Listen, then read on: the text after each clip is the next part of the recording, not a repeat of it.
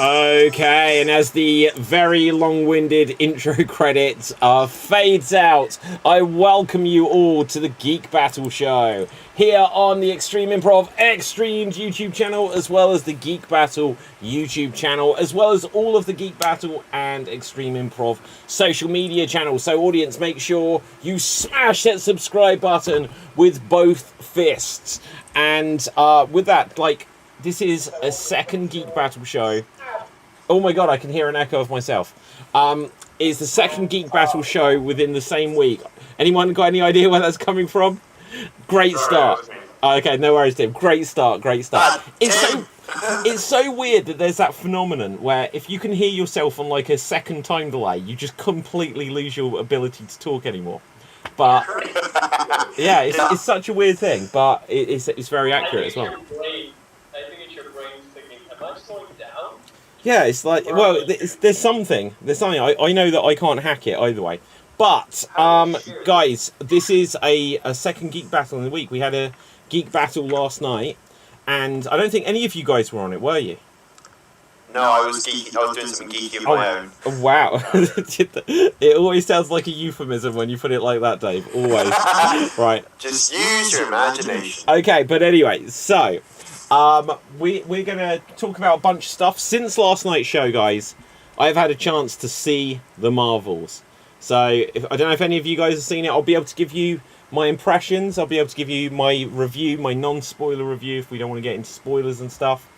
But, I'm sure there's a bunch of stuff. We're going to play some geeky games, and we will determine this week's Geek of the Week, because we didn't do it last night, so technically it's still up for grabs. So, let's start with our introductions round, where we'll have an opportunity to get a bonus point in our quest to be Geek of the Week. Say hello to the people. Still hiding the man behind the curtain, Capelthave. Greetings, healthy people from the land of sickness and dead stars exploding in your stomach. Hey, everyone. My geek fact for today, because I'm in a very illy mood, I'm going to go with the Witcher fact. Apparently, in The Witcher 3... Yeah, bring it up. Wait, you know what I'm doing? It's going. It's there! The Witcher. So if anyone just listening to the audio version, we have some keywords that come up most weeks.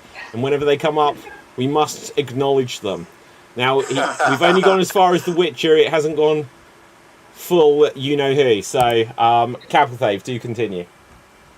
So, in The Witcher 3, one of the side quests, you actually track down Treasure, I think. In those side, you reveal a story about a Witcher who got abducted by a mage. He got experimented on by him, like by all the torturous experiments. And here's the thing, Witcher's, the Trial of Grasses is in a sense like the most brutal experimentation that you can go to.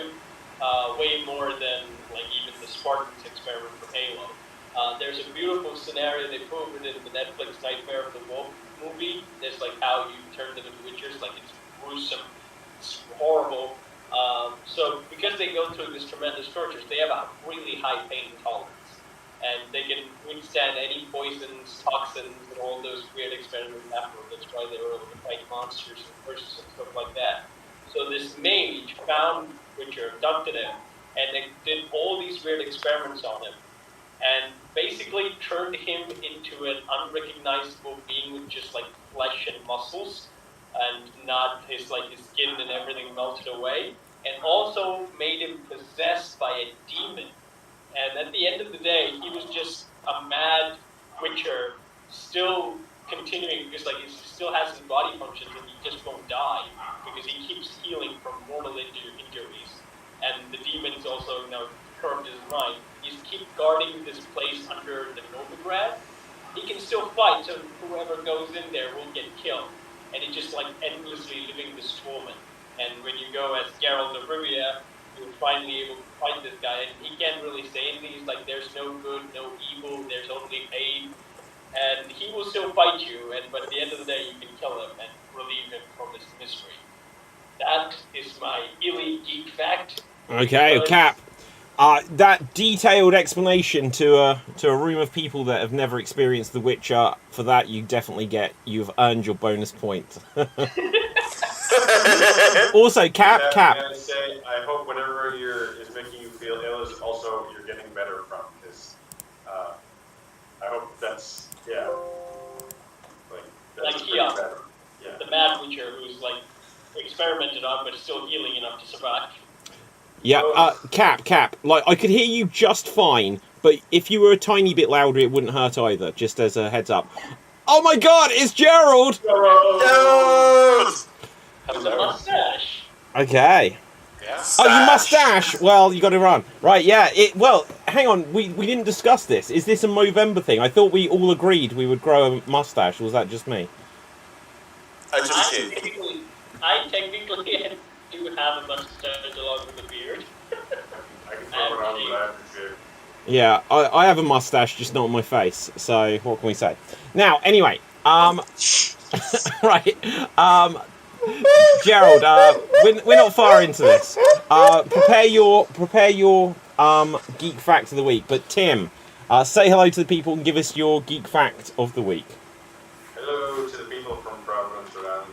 My geek fact of the week is, I don't know if you know it, but there's a song out there sung in Italian by an Italian pop singer that's meant to sound like American English, but it's all just gibberish.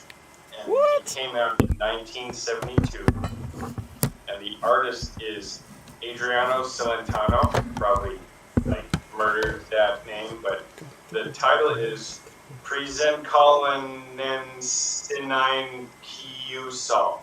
So, So it's a really funny thing to listen to. It sounds like, like something James Brown or like a country singer would sing. that's amazing. I love that. Like I can't quite remember what you said it's called, but I will definitely try to look it up later when I. Let me type it out. Yeah, type it. I can't play it on the show. Is the only thing that always sucks with audio. But what I was going to say. Oh, sorry. No, all I was going to say is it's so easy, like especially because like we all do like improv when we have to do like the gibberish game or something. If you've ever played it, it'll be like the audience might suggest like a language. And like, if you were given Italian, you'd be like, like that, and it'd be like, yeah. And so I love the idea that other countries probably do it with English as well. That kind of looks like something that Bill Cosby would say. And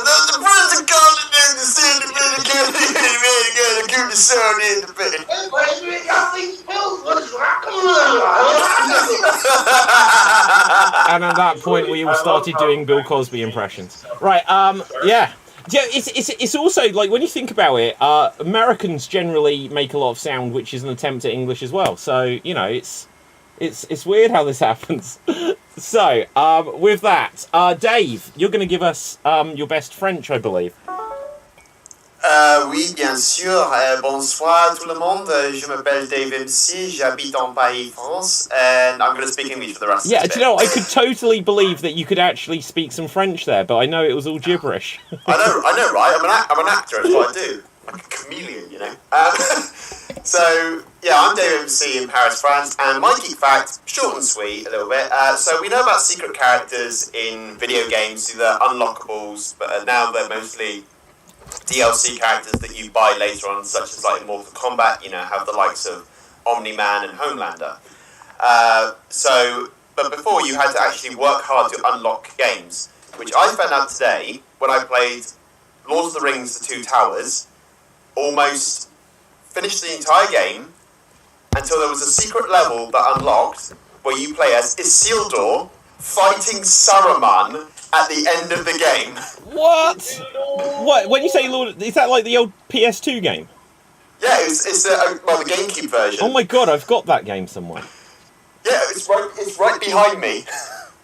Give it back. No, okay, that's cool. Right, no, like that. I had it on the PS2, so like the chance that I've still got a working PS2 and a memory card. And wow. Do you remember like Game in the UK? Yeah, there is still Game in the UK. It's still got the sticker on it. Yeah. There is still Game in the UK. I'll tell you about that. Like, it's probably the same if for you guys in the States.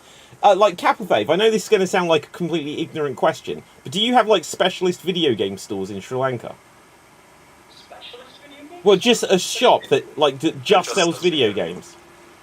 Yeah, but they're all usually, not the original video games. Local stores tend to do the... Yeah. Oh, but like... there are stores in Colombo that do sell original video games, but like they're very rare. Mostly everyone, sells. Well, you pay money still, but you're not getting the original game. Okay, right. Well, no, that's it. That's interesting. Well, also, Cab, you're a PC gamer, so that's all like download anyway. But anyway. So what I was going to say is there is still game, but in the UK now, the shop game, like I think in America you have GameStop. We had GameStop at a certain point, and I think that went away a few years ago.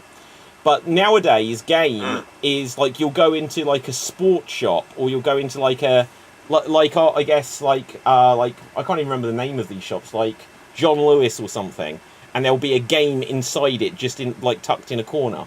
But the weirdest thing with it, if you ever go into game, it is 90% action figures and board games now. It is reverted back to like the 1970s. So the place that took over by video games has now just become toys again. Tim. Well, in the United States, we used to have KB Toys, Toys R Us, stores that were dedicated toy stores. Lionel Playworld. So you could go to a department store and get them, but now to take up some of the market share, video game stores have begun to sell those. We have specialist game stores too that did physical copies of like used video games. So like if you saw like a Radiant Dawn video game, you could probably buy one there. But we also have what was I going to say? A Lego store solely to Legos in like down maybe 15-minute drive from Providence, Rhode Island. Like you can go down there and get like specific mini Lego things. It's the coolest thing ever because it's like an independent store, but they sell like all different forms of Lego pieces and models, built ones too, and they have classes. It's fascinating. There are Lego stores in the UK, but in central London, like just off of like Leicester Square or something, there is a Lego superstore which is like 4 levels high, and they've got Lego like Big Ben or the Houses of Parliament, and they're ginormous and stuff like that. It's like people queue up to get into this Lego shop. And then across the road from it, if it's still there, because I haven't been in central London in this area in a little while, there was like the M&M shop. Have you ever been there? It's still there. And it's like 3 floors that just sell M&Ms, and there's statues of big M&Ms. Like they'll have like the red one, the green one, the brown one, and all stuff like that. And they're all just like dressed as like football players and stuff like this. And you go in there, and it smells of chocolate. And they've got these weird like. I don't care that much about... I can understand the Lego one, because you can get a Lego anything, but chocolate is chocolate, ultimately. So... Well, that's the thing, is that... Because when I went back there for my holiday, and no disrespect to my wife, and I love my wife, but every time we go to central London, literally every time, she goes, Chérie, can we go to the M&M store? Like, it's just chocolate in there. Yeah. There's nothing else there. Yeah. I have an argument for that. Go for it. Is that it's not just a chocolate store. It is a statement about Mars Candy and their brand. And they're going to sell one, if you're going to turn one whole store into it, why not do it that is, the basic component is very simple as an ingredient, but you can turn it into so many colors. So that way you can sort of make it seem like it's the option of choice when all you're getting is milk chocolate and I don't know, maybe you get some other ones. But I always thought they were like fruity. From the picture of it, I thought they were like each fruit flavored. That's what I assumed, like marbles. But when I first had M&Ms, I think it was all chocolate. So like, what's the point? It's just colors. Well, like the orange one. My geek fact was you can fight Isildur. You can fight Saruman as Isildur into 2 towers. And is it turned into this? I think I did give you a bonus point. Oh no! I accidentally closed down the scoreboard. Right, I'm gonna bring it back. And we're only like 1 point into this game, so like everyone's only got 1 point. Gerald, just whilst I'm bringing this up, say hello to the people and give us your geek fact. Hello, everybody. So, geek fact, let's see here. Since I had brought up Luke Cage on yesterday's Geek Battle as a show to check out, specifically Season 1, did you know, I guess, first off, I think most people know this, that Nicolas Cage is actually a nephew of Francis Ford Coppola, and his given name is Nicholas Coppola. He actually took his stage name, Nick Cage, from Luke Cage. Oh, I did not know that. Ah.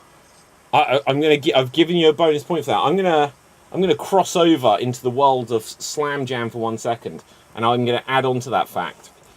The wrestler Christian Cage, his real name is Jay Riso, took his name Christian from Christian Slater and Nick from Nick Cage, which turns out he was actually therefore getting it from Luke Cage. So there you go. Yeah, Full circle. I'm going to rename myself after the wrestler Christian Cage, so then it will just continue this chain forever. So there you go. I also have something to add to that. I know that there was a bidding for original Spider-Man. I'm not sure which comic, between Nicolas Cage and Leonardo DiCaprio. I'm not sure who won. I think I can't remember his name for some reason. Nick Cage won, I think.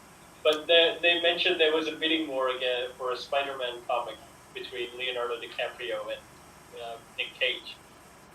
Wow, that is. Do you know how much they paid for it? Because if it's like $20, this isn't that interesting. But probably millions. Yeah, I can imagine. Yeah, but man, spending $1 million for a comic, Nick Cage is a true nerd. Yeah. Oh no, he is. Well, now that almost looks like a deal at the time. Like, Nick Cage, when you think about it, he's played Ghost Rider twice, and what was said was that it was like a soft reboot the second time he played it, so it wasn't the same version again. And then both versions... Yeah, I didn't mind either of those films, but they were like... Yeah, I thought those movies were good. Yeah, like the first one, they were like, yeah, it is what it is, but they were like, well, we didn't get it right, so this is a new iteration of the character, and then everyone was like, nah, you didn't quite get it right either this time, so... But then he's been 2 different versions of Superman, because wasn't he Superman in Teen Titans, and then he was Superman in The Flash. What other characters has Nicolas Cage been? Oh, then he was in Kick-Ass, he was Big Daddy. Yep. Oh, then he was a Spider-Man. Like, he is actually, like, we should work this out at one point. He is like the ultimate geek actor, really, but he's kind of never been the lead in any, well, I guess Ghost Rider, but... Like Spider-Man, for someone that played Spider-Man, Superman, and like and the character in Kick-Ass, he's always just sort of been like the side character or mentor role. It's like Brendan Fraser in a sense, like Brendan Fraser, how he was Indiana Jones in technically all the 2000s, like the Mummy movies, The Journey to the Center of the Earth. He kind of did that, like Indiana Jones role, but like no one really thought him as an Indiana Jones, even though he was actually doing it. Yeah. Like, okay, so... God. He was the voice of Spider-Man Noir. Spider-Man Noir, Oh, yes! Yeah, like Into the Spider-Verse. Okay. Actually, he was the character that I actually enjoyed the most. Because, like, he kept making this witty responses because he was in black and white. He can only see things in black and white as well. And I remember, like, when, it's a spoiler for the film, Miles comes in and says, my uncle is trying to kill me, he's the Prowler. And then he goes, this is a pretty dark origin story. Yeah. No, I love that film. I think that's genuinely the best Spider-Man film, like the first animated Spider-Verse one. Yes. Yeah. It won an Oscar, too, so yeah. Disney was like, they're not happy. You know, as an update, so Gerald, you were obviously on the show last night, but as an update, we looked at the trailer for Madam Web last night. Tim, Cap, Dave, have you seen the trailer? Yep. I've not seen it. I've seen bits and pieces. I haven't seen the whole thing. Okay, well... So I know bits and pieces. So I kind of know who's in it, but I don't know anything about it. Well... We don't know much about it either. Okay, so the interesting thing with it is we were saying, like, because there's all these I'll try to bring it up so we can, like, take a look at it. But we were trying to work out who the characters were, because there's a guy in it that kind of looks like he's dressed as a version of Spider-Man. He kind of looks like he's got a bootleg Miles Morales suit on. Oh, the black suit. Yeah, that's Ezekiel. He's apparently the first Spider-Man. How can there be, like, how many Spider-Men are there? Like, I'm so confused with this trailer. How is he the first Spider-Man? So after the trailer, I'll explain. Or should I do it now? Well, let me just throw something in there, because you'll probably be able to add to this when I bring it up. Because we can talk over the trailer, basically. I'll bring up my shield to protect this whole thing. Deflector's on. Yeah, the force field is on. But, like, here was the thing. We found, like, a graphic which we shared in our group chat, so for the people just listening, they won't obviously have seen this. But it sort of said who all the characters were. And there was a guy that looked like he was about 32, and it said Ben Parker. And I was like, so when is this set? How? And then it said there was Spider-Woman. Then there was two characters called Spider-Woman, and another character called Spider-Girl. And it just feels like if the movie is called Madam Web, she's sort of like the least important one. Surely this should, because we said last night, why don't they just make a Spider-Woman movie? And it turns out this kind of is. David, they can't, because they have to have a marketable name for people to go and watch something. You know, because you remember, Doctor Strange was just the Scarlet Witch movie. But Spider-Woman is a known character. Madam Web, it turned out she's meant to be old like Aunt May. Yep. But anyway, I'll put it on. Tim, you were going to say? Well, I just saw like 15 seconds of it, and I was like, all right, this looks interesting so far. But I don't know, maybe Madam Web's just a way to sort of disassociate from the superhero franchise, which is kind of getting overwhelmed. But then when you watch the trailer, or maybe, but look at the trailer, there's basically an evil Spider-Man, and then later on, you know, don't want to spoil what you're about to semi-see here, but there's like 5 Spider-Women, and one of them's basically wearing like the Iron Spider costume, and it's like 100%, why don't they just call it Spider-Woman? Well, according to Wikipedia, it says that there are 2 Spider-Woman, and that's how it says. And a Spider-Girl. Spider-Women. And yes, but there's 2, and then the one lady is Aranya, who is a spider lady, but the actual characters they have listed as are Spider-Woman and Spider-Woman. 2 different characters. So there you go. Well, it's like Gwen Stacy originally, she was Spider-Woman. Oh yeah, and Spider-Gwen. Yeah, but her original name now is Ghost Spider. What? Because she's the Ghost Spider. She's now in touch with the. I don't know if her origin story's changed recently, but she's wearing the Venom symbiote pretty much all the time. Wow. I think that character has clout on its own to actually for a single movie. You can get Doug Cameron, any sort of like characters to actually perfectly match that in the live action role, and I think that would do well. But I'm not really sure about this one. Next year. Well, again, last night I think I said on the show that like if Sony need to make a Spider-Man film every 3 years, say, so they don't lose the rights to Spider-Man, like one question is, does it actually have to have Spider-Man in the title, or does a Venom movie count? Because for live action films, they should do a Spider-Man film, then do a Venom film, then do a Miles Morales film, then do a Spider-Woman film, and then back to Peter Parker, right? And they could keep this cycle going forever. And then, and last night I pitched what they could imagine if they did a film which was Green Goblin versus Dr. Octopus. I think both of those names have got the name value that people would be interested in it. I think that might happen because like they're also doing like a villain verse with like Morbius, and then Craven is now, which I've actually want to see because guy gets bit by a lion, becomes Lion Man. I'm so pumped for it. It's silly. I like it. So is that how they're doing it? I mean, yeah, basically, have you seen the trailer? He gets bitten by a lion and he goes, I am Lion Man now. You're not serious. You're not serious. No, he does. He literally gets attacked by a lion, and he is Lion Man. Oh my god, okay, I'm going to take off the force field, just leaving Sunk in freeze frame. Until I just heard that, I was interested in it, but after hearing that, I'm not interested in it. Why isn't there like a Lion Man? That there should be. There is. They're called the Thundercats. Oh yeah. Oh yeah. But here's the thing. When I first saw the trailer, it had evil Russell Crowe and the guy again, I was not interested. Then the scene pops, he gets bit by a lion, and we go into like a Spider-Man thing, like, yes, I'm into this film. Wow. Dude gets bit by a lion and he turns into one. Like, Right, so here's... oh, sorry, I was just going to say, if you see the photo on screen here, like, so obviously people just listening won't see it. If someone said, look, this is the Miles Morales suit in the live-action one, I'd be like, oh, wow, that's cool, and I'd just accept it. Like, one of the problems I think that they've got with all the Spider-Man stuff, like, when you, and especially with the Venom films, is that everyone Venom fights just looks like an alternative Venom. Yeah. And this looks like an alternative Spider-Man, and obviously Miles Morales does, and that one's fine because his origin story is that he'd got spider powers and was cosplaying as him, and then became his own version.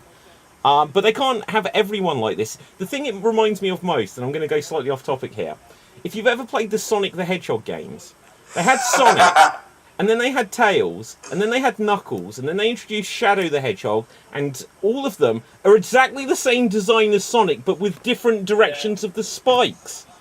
It's like they need to get a new artist in here just to design a different looking character.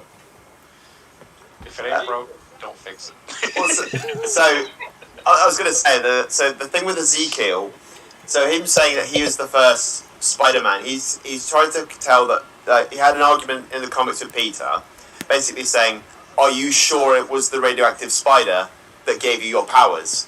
Are you, so it's basically saying that, oh, it was Madam Web, it was her the whole time, she gave you the spider powers, she is what connects the entire spider family together. And when I just seen that, when I heard about the movie, I'm just like, she's an extra-dimensional being with God knows what kind of powers. Why can't you just leave her at that and not have her be like the Watcher, bringing people in from other fucking universes to beat one fucking villain? Just keep it the fucking simple. Yeah, I mean, like, he kind of feels like, I feel like I've seen a character movie like the guy who dies every time and it just respawns, or this is more like seeing into the future and then knowing how to die and she can basically prevent it. I feel like I've seen this whole sequence in another movie. So like someone that sees the future? Yeah. She can see the future, but Yes. she's more of a she more like gets the spider people to intervene with the future more than anything else. Well, I'm going to quickly throw out this thought and then I'll come to you, Tim, because I see you got your hand up. But the thing I was going to say, that if that's like the power or the ability, the thing it reminds me of, I don't know if any of you guys remember it, Eliza Dushku, who was Faith, or was it Faith, or whoever she was in Buffy the Vampire Slayer, and I'm sure she was in like Dollhouse or something like this, I forget, right? She did a show called True Calling, and she played someone that worked like in a morgue, and the main mortician, I think, was Zach Galifianakis before he did The Hangover, and she would go up to like a dead body, and it would be there, and it'd suddenly turn and say, help me, and she'd wake up the day before, and then have to work out who this person is and save them. That's kind of what this ability reminded me of. But anyway, I'll just throw that out there. Tim, you were going to say? That's very cool. That's kind of very cool. It's a great show. Okay. I wonder who industrialized, I guess, the idea of a multiverse, because I feel like at this point, any movie executive can be like, no, I want Zach Galifianakis, I want 3 lines in this movie, and then the creators, and the directors, and the actors are like, wait, what? No, I want this. It'll make me feel safe, like I can market it. Well, we can't work it in the movie. No, just multiverse it, just like take it out of a different dimension. I feel like that's what happened. Like Kevin Feige or whatever was like, we'll do the multiverse, and then every executive uses that as an excuse. Even Invincible is now doing it in season 2. I know that in the comics they do have. I mean, in most comics there is a multiverse storyline in most of the stuff. Well, I think because it's the easiest way to deal with continuity issues. Yeah. I mean, if you think about it, it's a horrible plot device. When it first came out, it made sense, but it's just overused and everything. And now, to Tim's point, everybody and their brother has to have it in because they have all these constant reboots and stuff. So now you just have, it's a multiverse. Look, none of them have got it done as well as they did it on Sliders, guys. So. Sliders! I'll have mine with chips, please. Yeah, okay. No, excellent. I'll do French fries. Oh, sorry, I forgot where I am. Okay. No, it's totally fine. I was just trying to throw in a little confusion there. Yeah, in France, what do they call French fries? Just fries. They call them fries. Or do they say frites? Yeah, for like frite. Yeah. Frite. Okay, cool. Okay. But I would say that the worst multiverse thing that I saw, and this was like a setup to a whole Marvel thing, it was the Venom verse, where it was just every single Marvel character and villain with a Venom symbiote. And while the designs look okay, it's just like everyone now has Venom's powers. Yeah. But I mean, Marvel's doing that with Venom. They're doing it with Spider-Man. They're doing it with Carnage. I mean, you name it, and it's like all these verses. Because again, it's like, okay, they can make a cool new looking character and crank out some more money. But I will throw out that cap. You brought it up in Invincible. It's part of it, but it's not, a whole narrative. It's just that this whole multiverse thing in Invincible is just like a tiny fraction of the whole story. And once it's dealt with, it's never brought up again. I The problem with any franchise is that, go ahead, Cap. Now I'm a bit worried because, right on season 2, you bring up the multiverse. It's so overbloated now. I'm losing interest. I like you, Invincible. Don't make me hate you.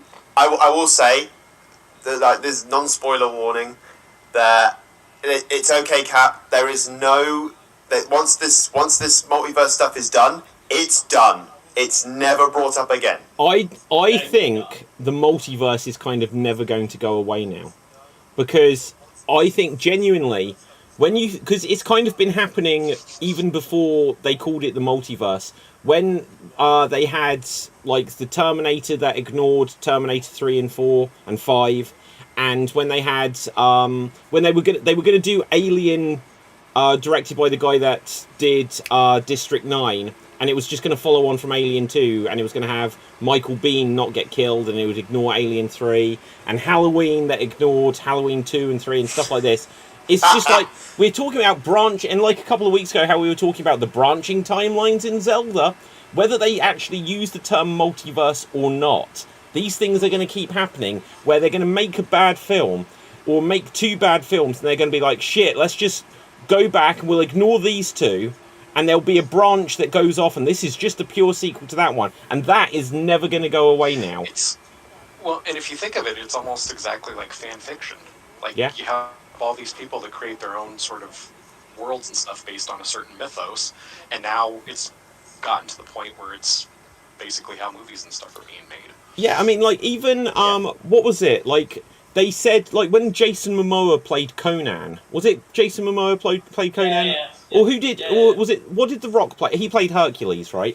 And then they said, when Arnold Schwarzenegger was, the Governator, and then he was going to come back and do movies, it ended up seemingly not happening, but they were like, well, he's going to play Conan as a sequel to the 80s films. And it's and then how Michael Keaton could come back 30 years later. And it's well, actually, they do a reboot, and if it's not well received, Ghostbusters, they did a reboot, it wasn't well received. And they were like, well, we'll just make a sequel to the other one. It's so that's a continuation, so they can still have all these branching reboots and different, fan fiction, as you say. It becomes like fan fiction, because even the stuff that's wild about The Flash was that Tim Burton came out and said, I can't believe what they've done with my Batman and my Superman. And then Nicolas Cage, I don't know if we've even discussed this on the show, he said that he didn't film what they showed in the movie. That all he filmed was that he was looking.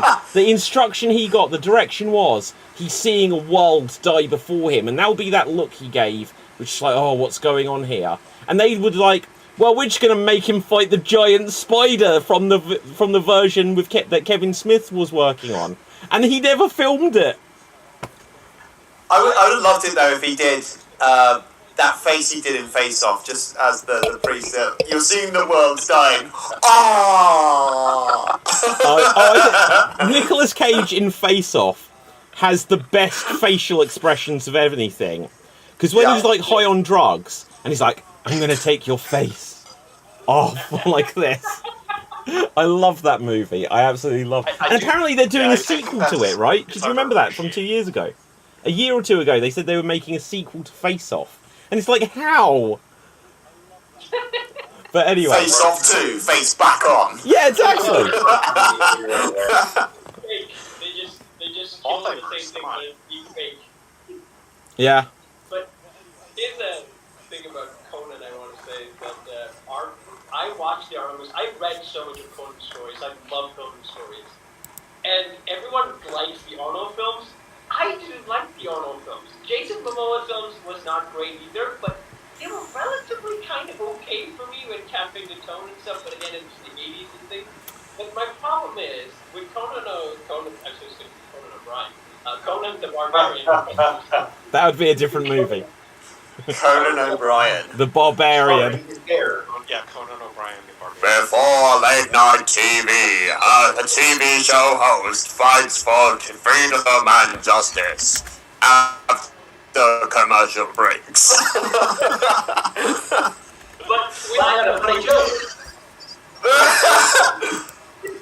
But with Conan the Cimmerian, my thing is that, like, he's not a dumb brute. With Arnold, that was the problem with the movie, the whole thing.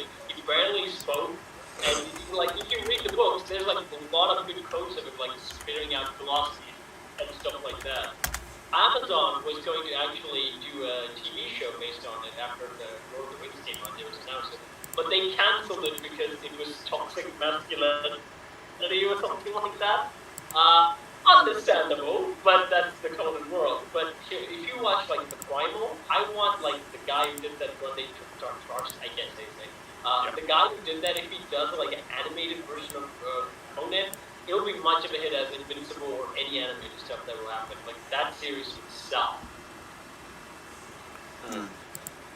What I'd be interested in seeing is an analysis of creative texts from a long time ago and creative texts from modern times. Like, what we're seeing is rewrites and reboots of an original story or reinterpretations. And is this a behavior of the authors or the creators that we've seen in other places, you know? From what I understand, in terms of, like, the Bible, there are 4 different accounts of the life of Jesus, and probably one of them written was like 80 years after Jesus died. So it's like how, like, these are constant retellings of stories that finally get written down, and then someone else rewrites them because, again, language changes. The concept of words sometimes cannot, the concept of some words, like some languages don't have words for languages that have some. Like, I guess in German there's like an emotion like longing with a side of hunger or something. I don't know. Like in German, longing with a side of hunger. Unless I'm mistaken, words. that may be a slider. But anyway. Yeah. I'll have my depression with a side of angst, please. Yeah. Which is like that can be a nuanced feeling. Yeah.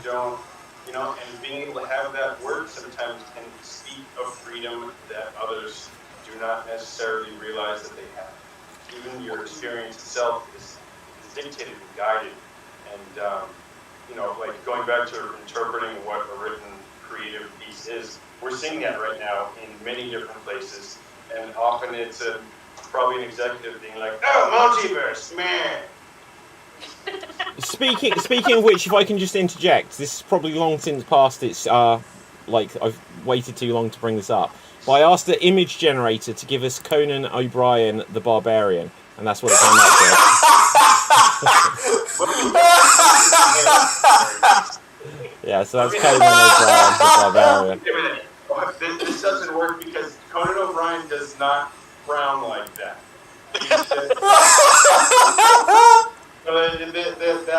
That musculature that is dedicated to frowning.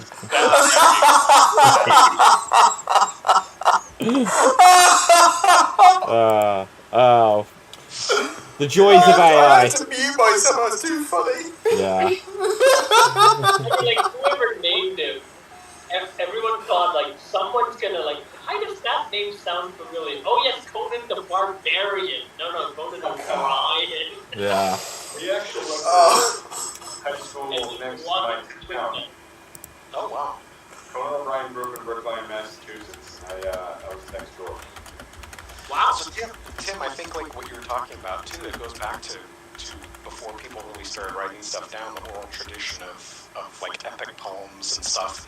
And to your point, I think, yeah, if you went back and if we could go back in time and see how stuff has changed over that time, because you had people who were distinctive storytellers. That's what they did. They memorized bits and pieces, but I'm sure that they also added things that were relevant to that point in time. So you could take a story that was 1,000 years old that had been told, and since it wasn't written down, you couldn't really trace and see how. But if it was written down, to see how it's changed and was augmented over that time period.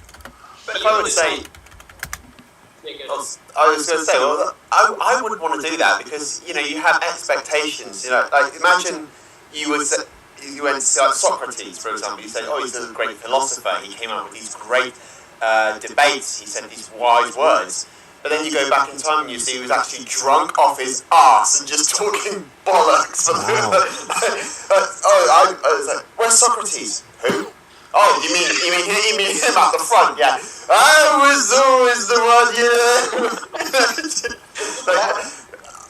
But that's the thing. Like, if Socrates didn't believe in writing, but we only know about Socrates because Pluto wrote it down. Otherwise, we wouldn't know Socrates because he would have lost history. Like, he didn't believe in writing down things. Well, but not only with that, what's interesting, there was an article I was reading a couple weeks ago that was talking about how authors, so people who we think are like great and fantastic authors, not just, I know this wasn't one of them, but we'll say like Shakespeare. And I know this is not true for Shakespeare, but we'll say back in his time he wasn't really highly thought of or anything regarded, and it wasn't until 50 or 100 years later after he passed that now they're like, oh my god, this guy is the greatest writer ever, you have to go read the stuff. And I can't remember who the authors they were talking about, but there were a couple over like the last 200 years that they're like, during their time they were nobodies. And now they're deemed and considered like high literature and everything. Yeah. Well, it's the same with art, with Van Gogh. Yep. Like he was unappreciated in his time, and now we regard him as one of the greatest artists that ever lived. And throwing the geek point in there, go and watch Vincent and the Doctor from Doctor Who season 5. Beautiful episode, beautifully written. The guy who plays Van Gogh in that, phenomenal job. Go check it out. That whole season is really good until, like, basically the last episode where I don't quite understand everything. But yeah, we don't, I don't want to talk about the last episode of 5. Yeah, it's just it's not bad. It's just like it suddenly just skips a load. Right? Okay, Tim. So going back to the language thing, it's important that we have and celebrate rich language and the knowledge of words because that way we can experience and feel it and realize it fastly. There was I just remember a passage from I think Orwell's 1984 where the main character is talking to a language deconstructionist. I don't know what the right word is, but his job in his department was to reduce the number of words that have to be used. Wow. So instead of using bad, they would call it ungood. So there's either good or ungood, and like trying to reduce the number of words that can be used to reduce the number of ways that someone feels free to experience things. So it's very important in terms of like we're bringing up Conan on toxic masculinity. A way is suppressing our own ability to experience and express emotions, which if we understand these words and maybe learn a little bit about like different cultures and how they experience emotions and feelings, that can give us a better sense of what we're feeling, communicate that, and then enjoy movies that don't have to be multiverse all the time. Yeah. Yeah, I would say it's a diverse take you can still do. From the stories I read, I don't think Conan says a lot of toxic things, but like there are like stories that happen, like how you can point out that they're not really suited for the modern times. Wait, which Conan are you talking about? O'Brien. Okay. And also like the depiction of ethnicities in the Conan series is also, you can say, a little bit problematic. But in a sense, like they were diverse. I would say that. Like Conan didn't like go just all like Neanderthals all the time, but no, like he traveled like different parts of the world. And I think that is also kind of a cool because like right now we lost the sense of geography in fantasy movies and stuff like that. Sometimes you don't know where you are and what they're pushing through as well. But I think this is a good opportunity. You can still have like a diverse world with Conan. Like even if you see the Jason Momoa movie, that like you see like different groups of people, which is very good. In terms of the language, again, you will find it hard to adapt something like. But I would say it is beautifully rich. Some of the words when I read the book, like I don't understand them. I would have to Google the things. What do they mean by this? Like this is something that I'm kind of like Shakespeare and Lord of the Rings, I would say. And to the things about mythologies and stuff, like people started writing the canonical stories with India. With Hindu mythology especially, you can say, because it's really so practiced. Each like area in India has their own version of Hinduism in a sense. The stories kind of warp into different things. Like if you look at the Mahabharata, it was like the biggest Hindu religious poem that she wrote. It was originally written in Sanskrit, but like there's like diverse different interpretations. So when they translate a different version, they take on different point of view. In the South area, they would actually talk about the caste system more than they actually expressed it in the Hindi version. So there's like you can actually go into very different storytellings, and they can be very good. Like some people like that narrative that they pulled in, and in one character was not really fleshed out in the original text, but in this other version of Indian area, that character is like fully fleshed out, and he almost comes out as the hero. So there is good chance for that, and I think the Norse was also kind of like that, because the thing with Norse mythology is that when Christianity got involved in Norse mythology, they kind of made Loki the kind of like the bad guy. Before that, Loki wasn't the evil devil-like character who kind of caused Ragnarok and stuff like that. He was, in a sense, like the most welcome evil. His mischief and things were not actually harsh, but when Christianity got involved, they clearly depicted him as the evil god who caused trouble for the noble Norse gods. So, yeah, like, when you go into clear-cut narratives, you kind of lose the richness of already existing mythology, which had very different ideas. So I would say that Marvel liberated Loki and made him somewhat of a hero, but then Son of the Mask happened, and it proved Christianity's point that Loki is an asshole. Okay, so look, I'm going to pick up on that there. Who here, because like a week behind on this one, that guys, there's a few things on the agenda that I would like to bring up, because I've put it in the title of the episode and we haven't got to any of it yet, right? So I have seen the Marvels. I've also seen all of Loki season 2. Has anyone here seen any of this? I'm trying to watch Loki season 2, but I haven't seen all of it yet. Oh, okay. I won't give spoilers. The only thing I'll say is I didn't think it was as good as the first season.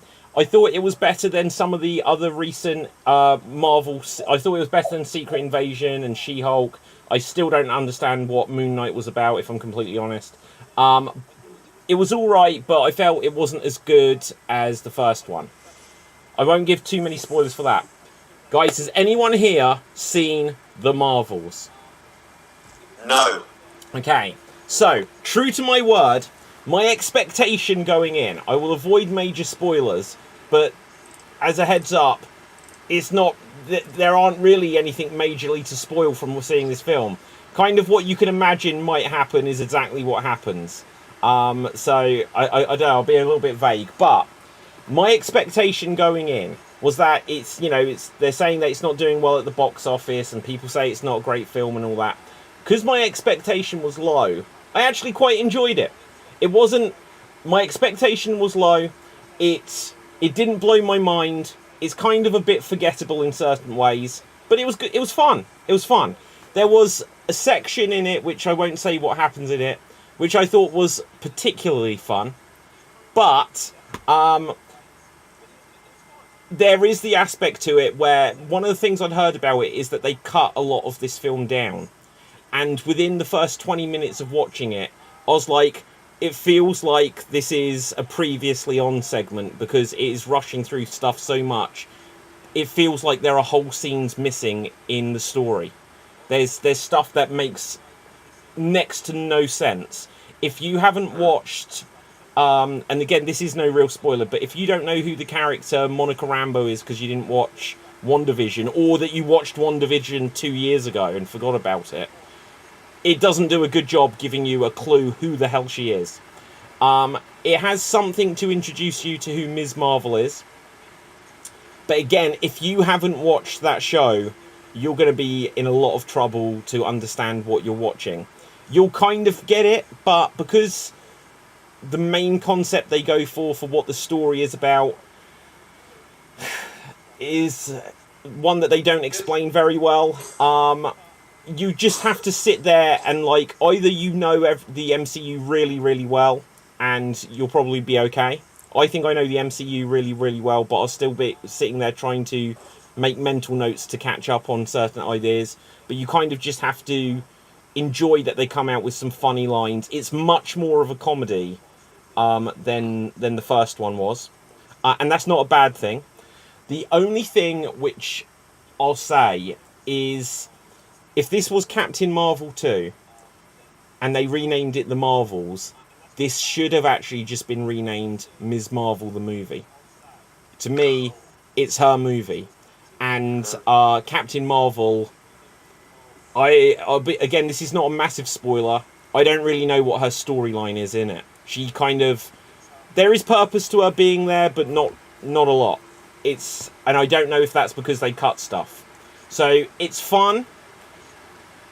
The story again, I won't give a big spoiler, but if you didn't see this before the next Avengers film came out, I don't think it will matter, because it feels just like, here's what happened next after Ms. Marvel, and that's kind of my review without giving the big spoilers. I would say that in the case of Ms. Marvel, they're like, Marvel itself is like the whole studio.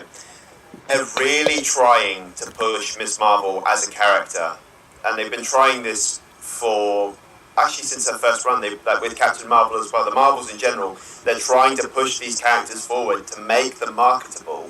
But by doing that, it's not working. Like they tried killing off Ms. Marvel in the comic books to get more sales up. They were like, that one of these Avengers will die. Who will be the Avenger to die? And it was Ms. Marvel. Like, oh, okay, but she's not an Avenger.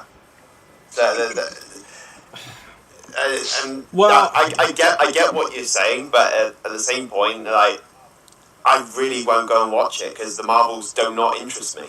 Yeah, like, to me, it's like the Eternals. I didn't watch it. I still haven't watched it, and I don't have any interest to see that one. This one, I probably will see. But... it's better than the Eternals. It is better than the Eternals. Like, I genuinely, there was, like, I've said this before on the show, like, I had COVID and I was suffering from long COVID, and trying to watch the Eternals where there was like 17 characters, I couldn't keep track of anything in that film. I was just like, I'm not taking anything in. I don't know who these people are. It's better than the Eternals.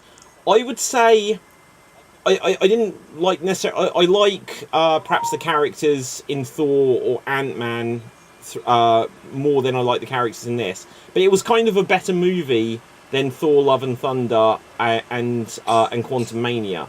Like, those films had certain ways where they were a bit, a bit of a mess. Like, I thought Thor Ragnarok was like so good when it came out, and then it sort of felt like Thor: Love and Thunder was like trying to recapture that magic, but it didn't. And I think that the Marvels was a better film. Go on. In Thor: Love and Thunder, what happened was there was a different writer. Taika Waititi didn't write that film. There was a different writer. Really? He didn't write it? No, he didn't write it. Wow. So he splashed in his Taika Waititi-ness on the script that's already written, which supplemented that very well. But in the second one, he wrote it, he did everything well, they said it, and he just like went fully on the seasoning of Taika Waititi and just made everything wackadoodle, and it didn't land. Oh, sorry, I misunderstood. So you're saying he didn't write Ragnarok? He didn't write Ragnarok. Oh, I get you what you mean. So I was going to say, to me that would have been crazy if he'd written Ragnarok and then they didn't let him write the next one. But you're saying he had a script and then added all the improv into it and stuff like that, and it was fun, and it made it fun. But given a blank canvas, he came up with Love and Thunder. Yeah. Okay, fair enough. The problem, I mean, like, if you look at Ragnarok, there's like very deep emotional moments also happen in that film. Yeah. Like, there's time to breathe, like when Odin is like giving speeches to like, that's like very emotional scene. In Ragnarok, they can't even do that with a serious like illness thing. No, you mean in Love and Thunder? Yeah. Yeah, sure. So Okay, yeah. That's the main issue. Dave? I was going to say that I still find my problem with MCU Captain Marvel is that I have no idea who she is as a character. Well, nor does she. She lost her memory. Well, it's like, if you pick up a comic book, you can read one issue. Like the first thing I read her in was Civil War 2. And I instantly got what kind of character she was just from that issue. And in the MCU, you see Captain America. You don't need to watch the first one to get who he is as a character, same with Iron Man or any of them. But with Captain Marvel, I still don't know what they're going for here. Like, it's like she's trying to be... I don't know if this is Bree's character choice or if this is the director telling her that. They're trying to make her out to be as a cocky, arrogant person that thinks that she is that universe's Superman. It's like, but you're not. Dave, I just don't know. I don't know what they're going for with her. Dave, You know why Superman comes off very likable? Because he's not an arrogant person. He's a very nice dude. Yeah. Okay, but here's the thing. Captain Marvel, like I said, it's not her. The Marvels is not her film, and I didn't understand what her storyline was in it. Is the truth of it. And there is, again, I won't give the spoilers for why, but there are scenes where she comes across like the character is really awkward, and I'm like, there. Okay, I'll tell you this tiny spoiler because it does. I didn't understand it. There is a scene where she apologizes to Ms. Marvel, and I sat there and I was like, what is she apologizing for? Genuinely, it's like there are whole sequences missing. There is an apology when nothing happened. Nothing happened at all. And she's like, hey, I just wanted to say sorry. And she sort of like shakes her hand and stuff. And she sort of explains herself. And I'm like, what they're referring to, nothing happened. There was no sequence. They've massively cut this film. Sorry? Oh, speaking of, I actually wanted, and no one knows I'm going to do this, but Cap, I'm really, really sorry about the tiger joke that happened off screen. Well, yeah, it was that kind of thing. Just gonna say, you just justified it right there because maybe Captain Marvel was carrying a little bit of insecurities about something, right? And she said, "All right, I'm going to apologize at this moment," and then maybe Captain Marvel is overwhelmed by the amount of shit going on in her universe that she wants to help out, but she feels like she can't do anything about it because she's only one person. So maybe that's how it comes off in some ways. Okay, I won't give spoilers. You You do somewhat hit the nail on the head there, Tim, with something. I won't give spoilers. There is something about what she is trying to deal with as a superhero person. But look, overall, it's got some fun action sequences. There's some good one-liners. It has, it's on the posters and all that. There's lots of cats in it, like there was in the first one. Lots of them, and they're fun. There's lots of aspects that are fun.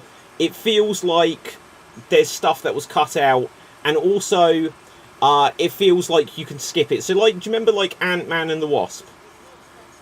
Until there was like the final scene where they suddenly get blipped and Ant-Man's like stuck in the quantum realm or something, you could have missed that entire film and it wouldn't have affected you being able to watch Endgame actually, right? It's kind of like that. I literally don't know, other than perhaps a couple of scenes, how this is going to... Cool, okay, so Nick Fury is in this, and again, he's on the poster. This follows after the events of Secret Invasion, and you didn't need to see Secret Invasion to understand this. It just feels like it's its own little thing. It's a bit of fun for an hour and a half, but it's in one sense, I think people they may have put too much expectation that this was meant to be something massive, and And maybe it's because like the first one was like $1 billion or something, and this one is just a popcorn flick or whatever. It's a comedy really. How green screened was it? How green's it's hard to say. Not probably in ways that, because you know they've got amazing CGI and stuff. So there's probably big sections which are very CGI'd, but it actually has a surprising amount which is kind of a bit more grounded.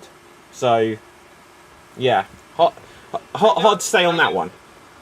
I don't know the comics of Captain Marvel, but I've seen a few episodes where she makes an appearance on the animated Avengers show. It's not really that a great show. The second one they did, the first one season they did, everyone claims it's a really good show. The reboot that they did after they did the film was not that really great, but it was okay. In that thing when she makes an appearance, it's mostly like it's very campy. She has a plane that she flew, like an Amelia Earhart plane, like not a fighter jet engine, like you know the old type of planes. She flies that into space, so that plane can go into space, and she just hops in and goes. It's kind of fun in that sense. Like think about in space, someone's flying in a plane that's like still propelled and stuff like that. She never stayed on Earth. She off and on come in episodes and did something and she would go away. She would often be pursued by the Roman guys, the Kree, and there was meaning farther on. In that point, they did like the she's like hot cookie, that kind of the character that they went for.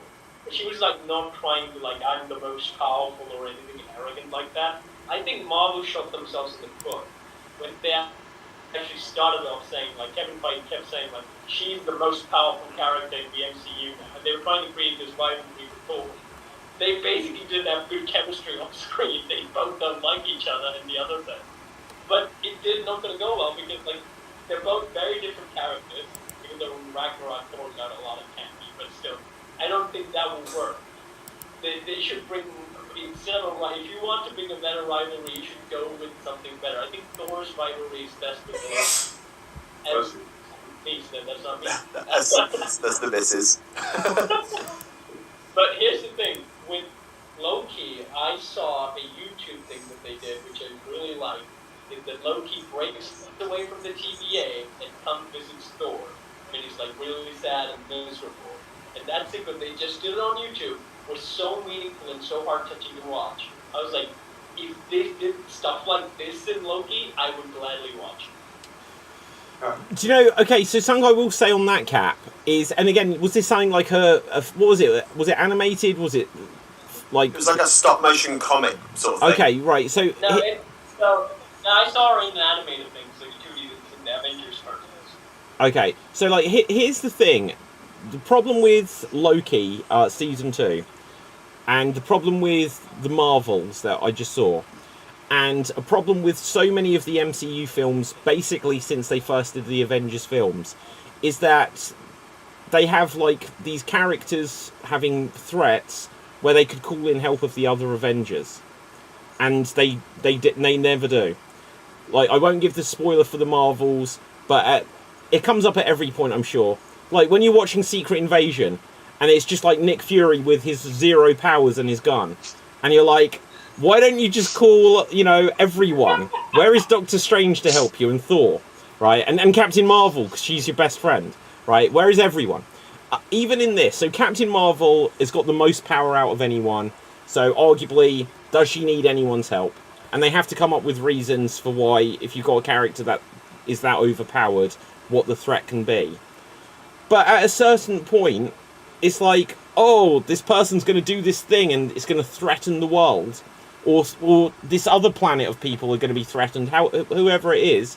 It's like, well, why don't you call in the Asgardians? Why don't you, like, get the Guardians of the Galaxy, rope them in to help with some of this? And this is ultimately the problem they've got, that after, like, 15 years of movies being interconnected, there are all of these characters that they could call upon. And so then you get a character like Ms. Marvel, who then, in the film, she comes face-to-face with, like, the likes of Nick Fury, who's, like, a big government agent kind of guy. And he's like, well, so now they're just letting children run around with superpowers and stuff, right? You know, yeah, and I mean, there's so many unfortunately, the longer it goes on, the more they're painting themselves into various corners that they have to negotiate out of. So, I would say for that, as they're making the universe bigger, but at the same time they're making it so small. By expanding the amount of characters that they have in the lineup, the universe that they're creating, while they think, oh, we're making it bigger, there's these characters at the edge of the whole solar system, they're going to be fighting their own big bad. In reality, you're actually making the universe a lot smaller, because now everybody, as you said, David, everyone's now connected with somebody, so they will always have to call upon that person. Yeah. With the Asgardians, ever since that's some of the biggest mistake that they did. They should have kept them so far away from Earth, because you get the Asgardians' idea of gods, right? So you can't just involve them willy-nilly in superhero settings and stuff like that. They're Thor, you can get away. He makes appearances to Earth, even though he's not yet the most powerful Asgardian, because he has to grow old and stuff like that. He's still the most powerful guy you can have in Avengers. But you have a leeway with that, and you can. And the order is you can't actually use the pose of Asgard on Earth and stuff like that. So you have rules, which kind of keeps the worlds kind of balanced, even though there's all these mystical things around it. Asgardians, mainly the gods, the whole thing that they opened up with, even with the Moon Knight, they should keep that in the background so far as possible. Because if you have gods literally playing in your storyline, you can't bring up a Captain Marvel and say, oh, she's more powerful than any other. Yeah, we're not, we already have a god by it. We're going to go for the mythology gods as being the most powerful beings, and we're all going to root for them. And so, even with Superman, right? Superman doesn't get involved with, the mythology stuff right out there. So, keep those things very, very separated, so otherwise you get very convoluted, and your characters won't get... Okay, hang on. I've just had a thought, literally, as you were describing some of this stuff. I know how they could have solved this whole multiverse problem. It's not too late, but it's what they should have done 5 years ago. After they defeated Thanos, and we'd had Endgame, that should have been basically the end of the MCU story. It really should have been almost the complete end of it. But they should have had some characters or whatever speak about, the Ancient One showed the timeline and stuff like this. They could have still had the thing where it shows the TVA, although, I'm not completely sold that it's that the multiverse is organised by an office. It kind of means that there's not really any free will and destiny and all that sort of stuff, right? But if they'd said, we've got these new characters, Shang-Chi, the Eternals, and whoever else, She-Hulk and whatever other... What if they had all existed in a different dimension? That there is no Hulk, there is only She-Hulk. There are no Captain America and all this stuff, but there are the Eternals. And you see that this other universe, and perhaps some of it could be set 5 years back in time and stuff, was having all of their own things happen. And then as you get through 4, 5, 6 films, suddenly you see that, kind of like in Doctor Who, just to go back to that same season we were speaking about earlier, there's a crack where something is leaking through, and the thing that is coming through will eventually lead up to the Avengers movie, which suddenly brings back the characters that they haven't used, like Hulk, like Hawkeye, and some of this stuff. So it's a big reunion thing. So there's the new Avengers, and so when Shang-Chi needs help, and they're well, why isn't Captain America, Falcon helping? Why isn't Hawkeye and Black Widow's sister helping and all this sort of stuff? It's because they're in a different universe. Just show a new story that's set in this universe, and have some point where suddenly worlds collide. But instead it's just well, Captain Marvel needs to save the world, and just Falcon, he's busy this week. He can't be bothered. But I will say that the only thing that got sort of power level thing right is Dragon Ball. They dropped the power level bullshit really quickly. That is because they're saying, oh, this person can beat this person. Yeah, but power level, how powerful you are does not determine if you win a fight. Someone can be. Because I will say, Goku and Vegeta's first ever fight, Vegeta had the arrogance because he thought, oh, he's a power level weaker than I am, so I can beat him easily, but he still lost. and it's like power levels don't mean anything. It's not the size of the. Yeah, go on. Not to say that Thor could beat everybody because he's like thousands of years old, or like Tony Stark could beat Captain America because his suit adapts to Captain America's fight, blah, and all that shit. But it's like, I'm getting a little tired of this thing that this person can beat this person. Yeah, they can, because they're in another tier than that person is supposed to be. Like, Worldbreaker Hulk is in a different league to Batman. So they're saying, could Batman beat the Hulk? Yeah. No, he couldn't. It's clearly obvious because they're in two different leagues of their own. Yeah. You know? But look, it's not... Oh, hang on. Wait 1 second, guys. It's almost time to say it. Oh, shit, it's Nick! Right. Ah! Run! Run! Hello, Nick. Sorry, Wade. Don't worry. How are you doing, Nick? We were just talking about you, Nick. Yeah. Nick Fury. He's lost the way. Okay, so a couple of things. So what I will just quickly say on what you were saying, Dave, is it's not the size of the dog in the fight, it's the size of the fight in the dog. Using that logic, you can come up with a reason why anyone can beat anyone. Why Batman could beat Superman and stuff like this. That's what I was going to say is, I mean, a perfect example of that is Batman. He has 0 powers, but he has the ingenuity and stuff, and he has basically vast monetary resources and stuff. Gerald, I'm going to disagree with you. Batman has the power of bullshit too. Look at that, Nick, you've been here for 30 seconds and already you're causing chaos. I'm going to throw a spanner in this a little bit. Did you know Batman, for the first 3 issues of his comics, used guns? Yes, I did know that.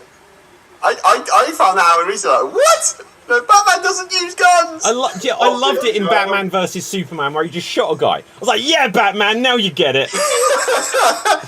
In Batman issue 1, he shot in the original issue 1, he shot the Joker dead. Amazing. Saved a lot of problems. Yeah. Yeah,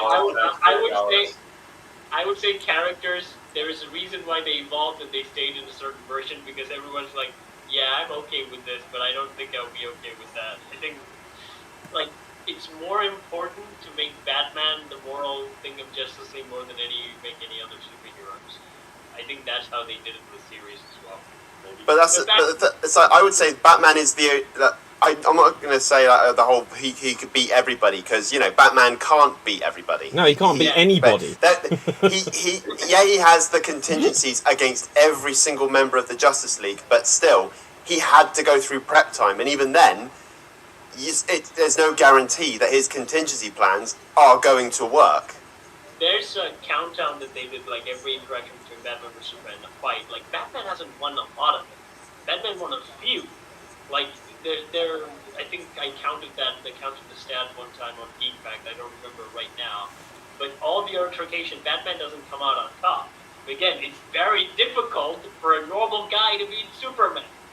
But when he does it, it makes a bigger impact. So, but again, in that storyline day, there isn't an underdog card. If the underdog card is played, I think you can make storylines work when you have like the greater power guy fighting evil guy and outsmart and stuff like that. But when you bring if you bring two powerhouses, everyone will say, this guy punches hard, this guy punches hard too. Let's see who punches the hardest. Our mind instantly goes for that. Like, if you bring in, although I would really like to see that, Hulk versus Juggernaut, I'd love to see it. But it's mostly going to depend on who's going to punch the hardest. Although I must say that my biggest problem with Batman vs Superman, aside from the entire movie, was that the way that they ended was, you've got to save Martha. And it was Martha Kent and Martha Wayne. Come on, that was cheese-tacular. It was cheese-tacular. Remind me, Nick, who was Superman in that movie, Nick? You're dead! Say it, Nick. I don't remember. I must ask you a question. It was Gerald! Tim, what's your question? I must ask Nick a question. What's mustache you mean? Mine is edited out in this one. So was that the movie that his mustache was edited out? That was Justice League. Yeah. Oh. Yeah. Okay, so guys, look. Arguably, I think there might be an Xstreamed. I'm not sure, but we have to decide who is this week's Geek of the Week. But there is still a couple more things that I've put into the title of the episode. So let's get like some quick reactions. Mr. Fantastic quite possibly will be Pedro Pascal. I think that's a good. No, look, he should play every character. Every character. He should play. He's an awesome actor, but I don't think it's a good match. No, not a good choice. I want John Krasinski. I don't. He had his chance. He turned into spaghetti. That was on him. Oh, you know why he turned into spaghetti? Because he was on screen for 55 seconds? Yeah, again, on him. Was... He should negotiate better. Yeah, but it's the multiverse, David. It was a terrible movie. Yeah. You're not I wrong. want the guy who played it in the first film. Bring the guy who played it in the first film. Oh no, he was terrible. No, Yoan he was Gruffin so or good. something? What's that, Tim? Yoan Gruffin or something? His Oh, name I don't remember. Oh, I think that's his name. can I go to the I-O-A-N. Got like 6 vowels in it. He's a British guy, Dave. Oh, in that case, he's great. My Geek Fact of the Week? Yeah, what's your geek fact, Nick? Did you guys know that if Back to the Future were made today, you'd go back to 1993? Wait, That what? was the year I was born. Wait, what happened? What about 1993? If Now I Back feel to the old. Future were made today, Oh no. it would have been. So, because they went back 30 years, it would have been 1993. Wow. That's insane. So what you're saying is that Doc Brown and Marty went back to 1993 and then they just stayed there because Yeah. it was awesome in the 90s. That's crazy. They would literally be going into their own future from now. Like from... Right, I would have been 12 years old. Wow. That was in the 40s. I was a baby. Right, so, okay, guys. Capelthave was like -4 or something, weren't you? Yeah. Like, okay, so guys, the other thing is, we spoke about Taika Waititi earlier. There's a story here that the Star Wars film that he's going to make, we spoke about this recently. Apparently he says it's going to piss people off, so, I don't know, He's that's... coming out and saying it straight out. Yeah. I'm like, Star Wars has been doing that for the last few years now. What could he possibly do to piss everyone off even more? He has apparently said it will be a Taika Waititi film. Now, they wouldn't let the guys making Solo, who then went on to make Into the Spider-Verse, they fired them because they were making it their own film. And then they, Ron Howard took over. Howard. And now they looked at it and like, shit, maybe we should let Oscar-winning, like, directors, like, take a chance at it. Now, look, I love Taika. I loved Ragnarok, right? Have you guys seen Free Guy? Yeah, Yeah, it was good. that was Free really Guy. good. He did Free Guy. Yeah, What, with Ryan Yeah. Reynolds? yeah. Oh, I like that film. That's a great film. Yeah, With Ryan Reynolds starring as Ryan Reynolds. absolutely, yeah. I mean, look, that movie is the most Ryan Reynolds movie that ever Ryan Reynolds. Well, hang on. Whilst that is true, if you have seen the Fast and the Furious film with Ryan Reynolds in it, where he's only in it for like 6 minutes, he is the most Ryan Reynolds ever in those 2 scenes that he is in. Even more than Free Guy or Deadpool? Yeah, he is more Deadpool in like the 2 scenes he sits down opposite The Rock. It's like a Fast and the Furious movie, and he's suddenly like, "I got a tattoo for you," and he's like, and there's all this weird, like sort of creepy but charming stuff that he says to The Rock, and it's like, why is Deadpool suddenly in this film? There's a great short that Taika Waititi did with Ryan Reynolds that they're sitting there as Korg and Deadpool Yes, I've seen it. watching Free Guy, and like I don't get the concept of this movie, and I'm just watching this. I'm going like, this is fucking genius. This is the greatest. The best movie Ryan I've ever Reynolds, seen. the best Ryan Reynolds as Ryan Reynolds though, is Detective Pikachu. Yes! He is. That was like when that film came out, everyone was like, no, it should be Danny DeVito voicing it, right? But no, like Ryan Reynolds basically took Pikachu and he's like, look, I just play Ryan Reynolds now. So Could you imagine Danny DeVito doing Pikachu's voice? It'd just be like, Pikachu, Pikachu. but the reason people wanted that, the reason I'm people the wanted trash that, man. because when there was the Detective Pikachu game, I want to see. when there was I the want to see. Good. yeah, I was gonna say when there was the Detective Pikachu game, and there was like a voiceover for it because it's like Pikachu could talk. Someone just redubbed it with like lines from Danny DeVito films, and people were like, "Oh my god, this is amazing!" And then, Love it. and then they went with Ryan Reynolds, and they're like, "That doesn't sound like Danny DeVito. You got it wrong." But then he was so funny in it. Like, honestly, I love Detective Pikachu. I'd love them to make a follow-up film to that. Right. You know what I hope Taika Waititi does for his movie? What? Hires Henry Cavill as Emperor Palpatine. Oh my god! He said... Didn't want to leave it out of the Oh, he's blocking my face! I'm Henry Cavill now! Oh my goodness. Okay, I can't even find. Oh, here we go. I know you want to be seen, mate. There we go. Everybody. Right. I can't remember how to take this off. There we go. Right. Okay. Good. Oh, So, guys, look, we need to decide who is this week's Geek of the Week. We're almost two. Oh, hang on. Ruth has joined this show. Ruth is on the wrong link. Ruth, like we've. I'm bringing her in. I don't know if it'll even work.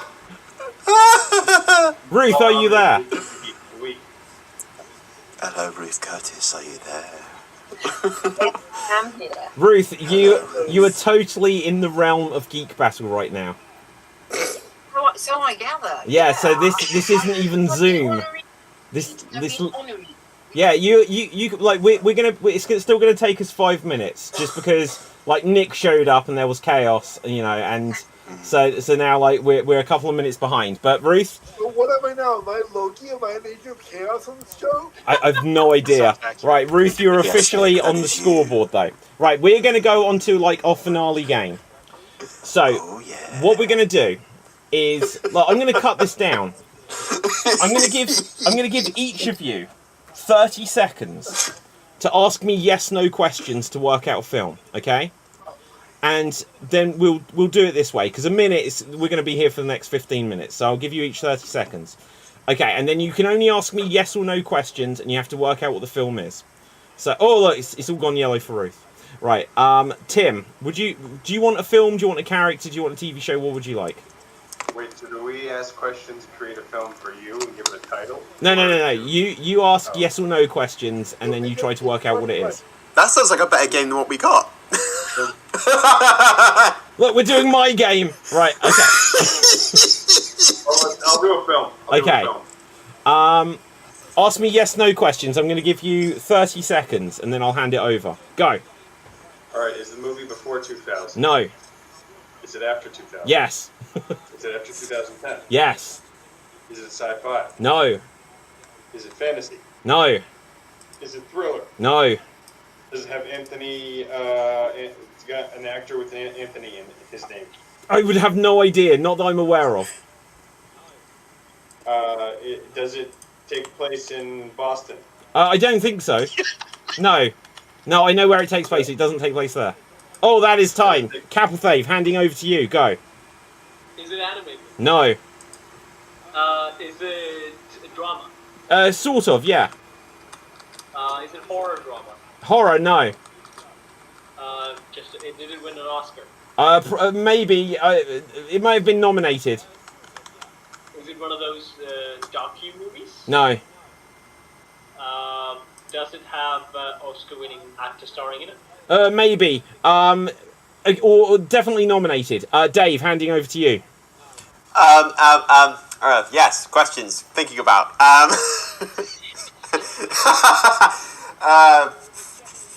After 2010. Yeah, I think so. Yeah, definitely. Is it a well-known movie? Yes. Is it part of a franchise? Yes. Is this franchise still ongoing? Just about, yeah. Or at least recently, so... Just about. Yeah, there's been something recently enough that you could say it's ongoing. Did the series start before 2010? Yes. Is it an 80s movie? Oh, the franchise is, but that is time. Yeah. Ruth, are you still there? I'm here. I'm doing something else. Okay, that's fine. Nick, handing over to you. Is it a horror movie? No. Is it the Hunger Games? No. Is it the Muppets? No. Is it something that we have seen? Something you've seen? I wouldn't know. Is it in the realm of sci-fi? No. Fantasy? Nick, we've answered all of these. No. Gerald, handing over to you. Shit. No.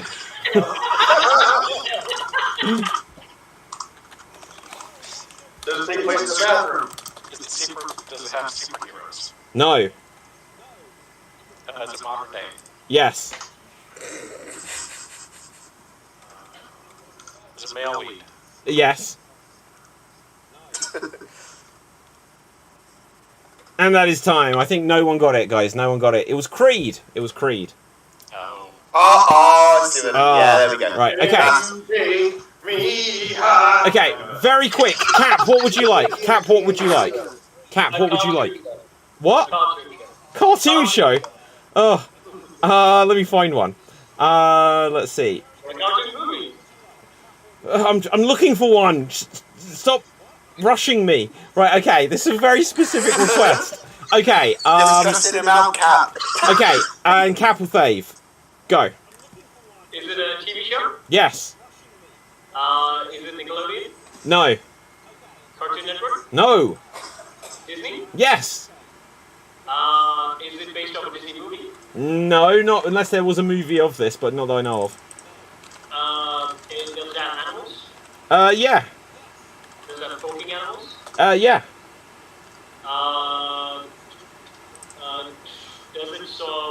Does it take place in a fantasy world? No. Oh, that is time. Nick, over to you. No! Chippendale Restorators? No. Darkwing Duck? No. DuckTales? No. Thank you. Overgone?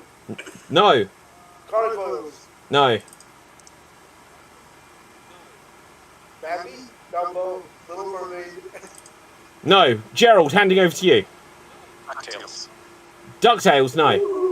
Does it have Scrooge McDuck in it? No. Is it Donald Duck? No. Does Mickey Mouse? Maybe, but I don't think so. I'm going to say definitely no. But if he showed up at one point, it's possible. Goofy? Yes! Ah! Name of that one. The Goofy movie? No, it's a TV show. Oh. I can't remember the name of the damn show. Dave's gonna kill himself. That is time, Dave. True. Oh, hang on, you got it. I'm going to say you got it. So, yeah, you got it. I'm going to say you got it. Okay, who hasn't started one? Nick, what would you like? Same category as last one. What? Cartoon TV show? Okay, hang on. Love this. Okay, Jesus, it's hard to find these. That's the only thing we guessed. Dave. Okay, ready, and Nick, go. Nickelodeon? No, Cartoon Network? no, Disney? no. NBC? It might count as Disney now, and it might have been one of these others before. To be honest, I don't know. Is it X-Men 97? It's not X-Men. Is it Spider-Man? Yes. Is it The Adventures of Spider-Man? No. Super Friends? Yes, it is. Amazing Spider-Man and his Super Friends. Yes, well done. Okay, good. Gerald, what would you like? I'll do Cartoon it. Sorry, what was that, Gerald? Movie. Okay. And your time Just a cartoon starts movie, now. Horror. No? Sci-fi. No. Well, kind of, but no. No. Drama. No. Well, kind of, but no. What was that one? Comedy. No. Well, kind of, but no. Western. No. Period piece. No. Since 2000. Yes. Is it part of a series? Yes. Oh, but that is time. Dave, over to you. I wasn't paying attention. The joys of ADHD. It's brilliant. That's 11 seconds. It's 11 seconds. Well, I wasn't paying attention, so I caught bits and pieces. I don't know. After 2000, yes? Yes. Was it on Cartoon Network? It's a movie. No, I'm doing Cartoon Network. And that is time. Tim. Over to you, Tim. Is the movie a descriptive critique of the Orwellian security state? Of the what? Does it have Fart jokes. Not that I remember. Sorry, I've got ADD too. Does it have ADD? No. I don't know. Is it a superhero movie? Yes. Male lead. Yes. That is time. Cap. Is it one of the Avengers? Yes. Is it Captain America? Yes. Is it Captain America Civil War? Yes. Well done. Okay. Well, actually, it was Winter Soldier, but I'm just giving it to you at this stage. Right. Dave. Hang on. Has everyone started one? Dave. I've not, but I'm willing to... No. Look. Yeah, I'm not either, but I'll pass. Oh, no. Gerald, it's you. What would you like? Oh, no, actually. Yes, you did. Right, okay. This was your one. Right, okay. Dave, what do you want? I'll have a video game. Okay. Let's see what we've got for That's you based here. on a movie which is animated in a cartoon TV show. Whose truth it is then? Right, okay. And your time starts now. Is it a retro game? Yes. Is it a Super Nintendo game? No. Sega? No. Damn it. Is it a Nintendo game? Yes. It is Nintendo, okay. Original Nintendo? No. No. Is it a DS game? No. Is it a GameCube game? No. Is it a Game Boy game? Yes. Is it Tetris? No, but that is time. Nick. Not Nick. Sorry, hang on. Tim. Is it Pokemon? No. Is it Metroid? No. Is the main character, is it one main character? One main character, yes. Okay. Does it involve monsters? Yes. Does it involve Zelda? Yes. Is it Legend of Zelda, the Ocarina of Shman? Do you know what? I'm going to give it to you because it's obscure, but it's the Game Boy Legend of Zelda game. Link's Awakening. I'm going to give you the point. I was going to say that! Well, you didn't though, did you? Right, okay. So, basically, we have an almost complete tie.